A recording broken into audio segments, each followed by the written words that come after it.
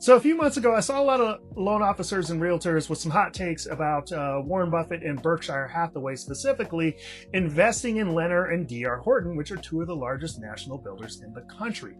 The idea was that they were framing that as a rate call, meaning that might be an indication that mortgage rates might be coming down significantly in the near future. I'm just not seeing it that way, and let me kind of explain why. If you look at the bigger picture, for the last 20 years, we've underbuilt housing by millions of units, and this is according to the AP and a bunch of other sources. Most estimates put the structural shortfall around 5.5 million homes. That's not really like a 1/4, 1 year type of story. That's a decade type of story. Meanwhile, builders have been adapting to the current rate environment, and they're offering rate buydowns, smaller footprints to keep the prices down, and a bunch of other incentives to keep sales flowing. That tells me they can manage cycles, not that they need rates to collapse to survive.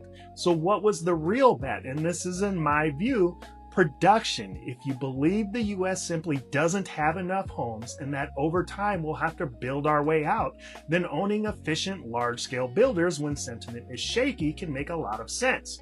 Rates definitely matter for sure, but supply and operating discipline matter more over the long run. Now for balance, Berkshire later exited the D.R. Horton holdings according to their own filings. That doesn't kill my thesis here, it just reminds us that Berkshire actively manages position size, price, and risk. Not every purchase is Buffett forever. The bottom line is I don't see this as a crystal ball call on mortgage rates. I see it as more of a pragmatic nod to chronic underbuilding and to builders' ability to engineer demand with incentives until conditions improve. So buy low, sell high kind of thing here. If rates ease, that's fantastic. They'll get a tailwind, more production, more sales, more profits.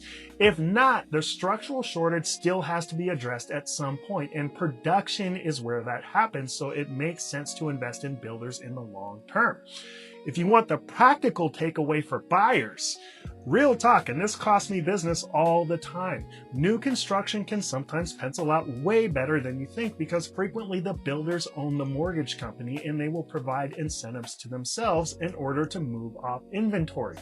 So if you're comparing options, DM me. I'll run the numbers with the real incentives on the table and let you know if in fact you're getting a much better deal that way. I am licensed in Oregon, Arizona, and Washington to do home loans, and I am more than happy to help out. Take